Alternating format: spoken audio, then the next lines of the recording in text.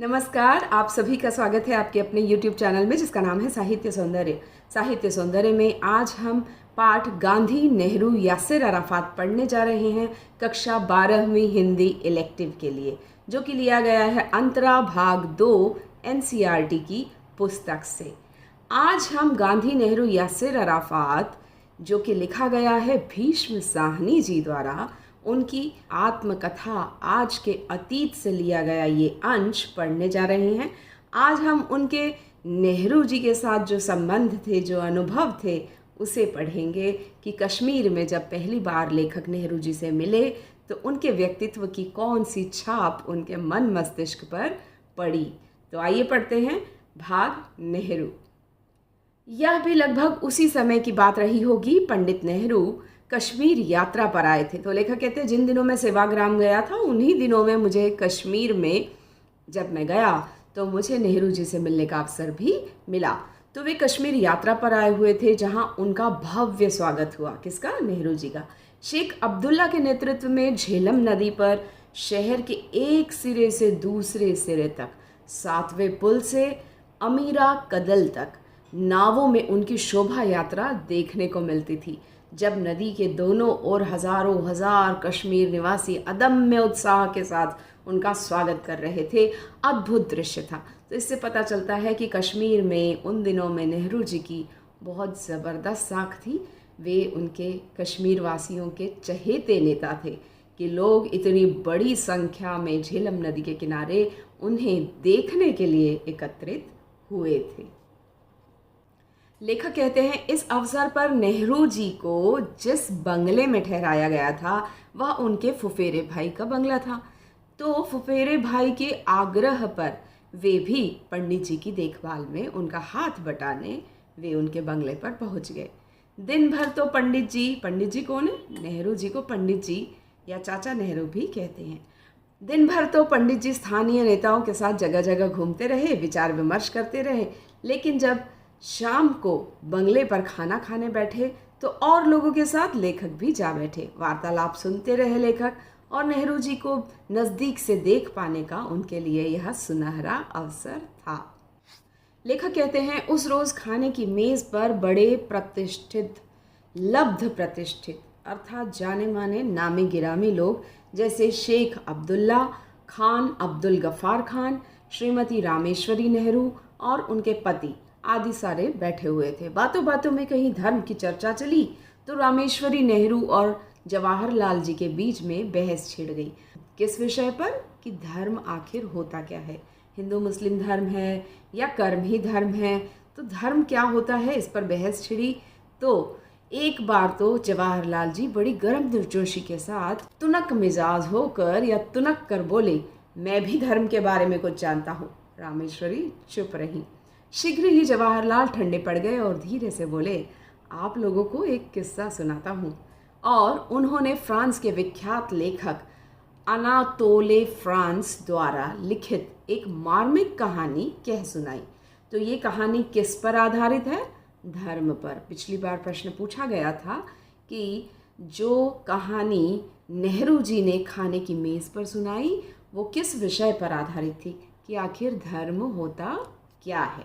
तो आइए कहानी जानते हैं किस प्रकार है, कहानी में क्या बताया गया है।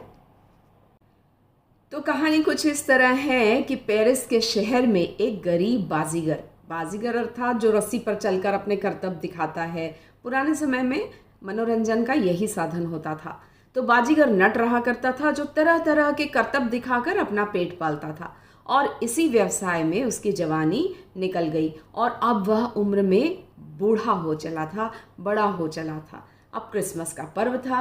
पेरिस के बड़े गिरजे में, गिरजे मतलब गिरजाघर कहते हैं चर्च को, क्रिश्चियन लोगों के चर्च को। गिरजे में पेरिस निवासी सजे धजे, हाथों में फूल के गुच्छे लिए हुए और तरह तरह के उपहार लेकर माता मरियम को श्रद्धांजलि अर्पित करने गिरजाघर में जा रहे थे। गिरजे के बाहर गरीब बाजीगर हताश सा, उदास सा खड़ा था। वह इस पर्व में भाग नहीं ले सकता। ना तो उसके पास माता मरियम के चरणों में रखने के लिए कोई तोहफा है। उसका कारण क्या था? वो उदास क्यों था? कि उसके पास माता मरियम को देने के लिए कोई तोहफा नहीं था और न ही उस फटे हाल को कोई गिरजे के अंदर जाने देगा। यह बात किस मानसिकता को दर्शाती है कि गरीबों को गिरजा घर के अंदर आने की इजाज़त उस समय उस शहर में नहीं थी। सहसा ही उसके मन में यह विचार कौंध गया, मैं उपहार तो दे नहीं सकता, पर मैं माता मरियम को अपने करतब दिखाकर उनकी अभ्यर्थना तो कर सकता हूँ। यह कुछ है जो मैं भेंट कर सकता हूँ। तो उस बाजीगर ने सोचा कि मैं अगर और कुछ नहीं कर सकता तो कम से कम अभ्यर्थना, मतलब उनके आगे अपनी कला को प्रस्तुत करके उनके प्रति अपना रिगार्ड, उनके प्रति अपना समर्पण, अपना प्रेम दिखा सकता हूँ। तो मैं अपनी कला दिखाऊंगा माता मरियम को, ऐसा उसने मन में सोचा। लेखक कहते हैं जब श्रद्धालु चले जाते हैं अर्थात गिरजा खाली हो जाता है तो बाजीगर चुपके से अंदर घुस जाता है, कपड़े उतारता है, पूरे उत्साह के साथ करतब दिखाने लगता है। गिरजे में अंधेरा है, श्रद्धालु जा चुके हैं, दरवाजे बंद है। कभी सिर के बल खड़े होकर, कभी तरह तरह से अंगनाचल करता है, मतलब अलग अलग तरीके से, कभी सिर के बल खड़ा हुआ है, कभी ऐसे उल्टे चल के दिखा रहा है। तो इस तरह बड़ी तन्मयता के साथ एक के बाद एक करतब वह दिखाता रहा, यहाँ तक कि जब थोड़ा बूढ़ा हो चला था तो हाफने भी लगा वो। इतने में क्या होता है कि उसके हाफने की आवाज़ पादरी के कानों में पड़ जाती है। पादरी जो गिरजाघर में, जिस तरह मंदिर में पुजारी होते हैं उसी तरह गिरजाघर में पूजा पाठ करने के लिए पादरी होते हैं। तो पादरी के कान में आवाज़ पड़ जाती है उसके हाफने की, जोर जोर से सांस लेने की। तो वो सोचता है ज़रूर गिरजे के अंदर कोई जानवर आ गया है, घुस आया है और गिरजे को दूषित कर रहा है। भागता हुआ वो गिरजे के अंदर आता है। उस वक्त बाजीगर सिर के बल खड़ा होकर अपना सबसे चहेता करतब बड़ी तन्मयता से दिखा रहा था। पूरा तल्लीन था वो, पूरा मग्न था, उसे किसी का होश नहीं था, कौन आया कौन गया कुछ नहीं पता। वो माता मरियम को खुश करने में लगा हुआ था। यह दृश्य देखते ही बड़ा पादरी तिलमिला उठता है, उसे बहुत तेज गुस्सा आता है। माता मरियम का इससे बड़ा अपमान क्या हो सकता है। वो आग बबूला होकर गुस्से में लात मारकर उसे गिरजे से बाहर फेंक देना चाहता है, गिरजे से बाहर निकाल देना चाहता है। पर क्या देखता है, वह नट की ओर गुस्से में जैसे ही बढ़ रहा था तो देखता है कि माता मरियम की मूर्ति अपनी जगह से हिली है। माता मरियम अपने मंच से नीचे उतर कर आई और धीरे धीरे आगे बढ़ती हुई नट के पास जा पहुंची और अपने आंचल से हाफते हुए नट के माथे का पसीना पोंछती है। क्या करती है माता मरियम? नट के अर्थात वो जो बाजीगर है जो अपना करतब दिखा रहा था उसके माथे से पसीना पोंछती है अपने आंचल से। यह कहानी नेहरू जी के मुंह से सुनी। मेज पर बैठे सभी व्यक्ति दत्त चित्त होकर सुन रहे थे। दत्त चित्त अर्थात अपने पूरे चित्त, मतलब पूरे हृदय से, मन से, दिमाग से सुन रहे थे कहानी। तो कहानी का क्या संदेश था, कहानी का क्या संदेश है, ये प्रश्न पूछा जाता है। तो इस कहानी में यही संदेश है कि अपना कर्म ही धर्म है। जब हम सच्ची लगन से, पूरी तन्मयता के साथ अपना काम करते हैं तो ईश्वर भी ऐसे व्यक्ति पर प्रसन्न होता है। तो पादरी जब उसे मारने, उसकी इंसल्ट करने, उसकी बेइज्जती करने आता है तो माता मरियम बीच में आकर जो नट है, बाजीगर है, उसे प्यार करती है और इस तरह वो जो पादरी है वो देखकर हैरान रह जाता है। यह कहानी संदेश देती है कि कर्म ही धर्म है। धर्म पर आधारित कहानी सुनाने के बाद एक और किस्सा नेहरू जी से संबंधित यहाँ पर लेखक उसका जिक्र करते हैं। लेखक कहते हैं कश्मीर में जब मैं उनके साथ रुका हुआ था तो एक दिन सुबह सवेरे जब मैं उठकर नीचे जा रहा था तो नेहरू जी के कमरे के सामने से गुजरते हुए मैंने देखा कि नेहरू जी फर्श पर बैठकर चरखा काट रहे थे। उन दिनों स्वदेशी आंदोलन चल रहा था जिसके तहत गांधी जी के साथ जुड़े सभी लोग, सभी नेता, बड़े बड़े भारतीय नेता बैठकर सूत काटते थे, अर्थात अपने जो विदेशी वस्त्रों का त्याग करके अपने देश में अपने वस्त्र निर्माण करना है, खादी का वस्त्र खुद बनाना है, इसलिए वे बैठकर चरखा काट रहे थे। मैं चुपचाप नीचे उतर आया। यहाँ पर एक प्रश्न बनता है कि चरखा काट रहे थे, यह बात किस आंदोलन से संबंधित है? तो आपको याद रखना है वो कौन सा आंदोलन था? स्वदेशी आंदोलन, जिसके अंतर्गत विदेशी वस्तुओं का त्याग करने का आह्वान महात्मा गांधी जी ने किया था, जिसमें सभी नेता जो है भारत में कपड़ा अपने आप बनाने के लिए सूत काटते थे, चरखा चलाते थे। अगला वाकया है, लेखक कहते हैं मैं चुपचाप नीचे उतर आया, नीचे आकर देखा कि बरामदे में तिपाई पर अखबार रखा था। मैंने अखबार उठा लिया और बरामदे में खड़ा नज़रसाजी करने लगा। अब ये नज़रसाजी क्या है कि अखबार को हम हेडलाइन वगैरह पढ़ लेते हैं, उसकी ऐसे ऐसे पलट पलट के देखते हैं, पूरा डीप में नहीं पढ़ते, उसे कहते हैं नज़रसाजी करना। मैं अभी अखबार देख ही रहा था कि सीढ़ियों पर से नेहरू जी के नीचे उतरने की आवाज़ आई। अखबार मेरे हाथ में था, तभी मुझे एक बचकाना सी हरकत सूझी। बचकाना मतलब बच्चों की सी। अब लेखक चाहते थे कि नेहरू जी उनसे बात करें, तो उन्होंने ये आइडिया सोचा।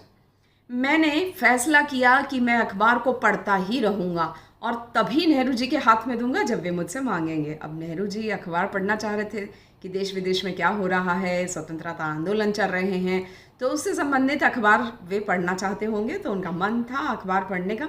तो जान के लेखक अखबार पकड़ के बैठे हुए हैं और उन्हें नहीं दे रहे ताकि वो उनसे बात करें। उसी बहाने कम से कम एक छोटा सा वार्तालाप तो इसी बहाने हो जाएगा, लेखक ने सोचा। लेखक कहते हैं नेहरू जी आए, मेरे हाथ में अखबार देखकर चुपचाप कोने में एक ओर जाकर खड़े हो गए।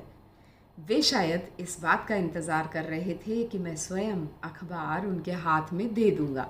मैं अखबार की नज़रसाजी क्या करता, मेरी तो टांगे लरजने लगी, अर्थात टांगे कांपने लगी। मैं डर रहा था कि नेहरू जी कहीं बिगड़ ना उठे, फिर भी अखबार को थामे हुए रहा।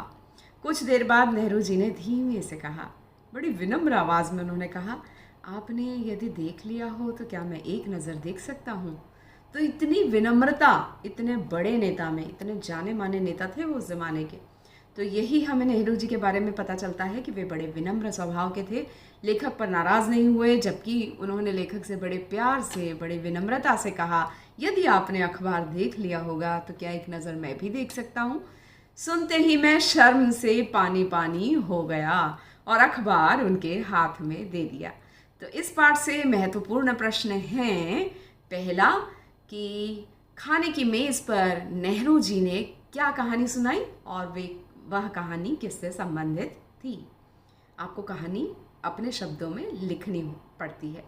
दूसरा प्रश्न है इससे संबंधित, नेहरू जी की विनम्रता पर प्रकाश डालिए। तो नेहरू जी की विनम्रता की अखबार पढ़ते पढ़ते लेखक जब नहीं देते उन्हें, तो नेहरू जी बड़ी विनम्रता से उनसे अखबार लेते हैं, ये आप जिक्र कर सकते हैं।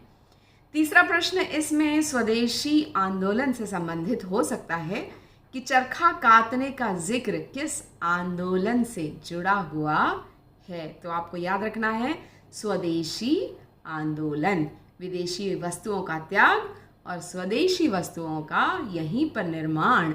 इस उद्देश्य से भारतीय सभी नेता सूत काटते थे, चरखा चलाते थे, जिससे कि धागा बनता था और उससे अपना कपड़ा अपने भारत में निर्माण करते थे। तो उम्मीद करती हूँ गांधी नेहरू यासिर अराफात का भाग 2 नेहरू जी पर आधारित आज आपको समझ में आ गया होगा। अगले वीडियो में यासिर अराफात के विषय में पढ़ेंगे। तब तक के लिए गुड बाय, नमस्कार। Please like, share and subscribe. Wish you all the best for your exams. Your comments motivates me, so keep writing.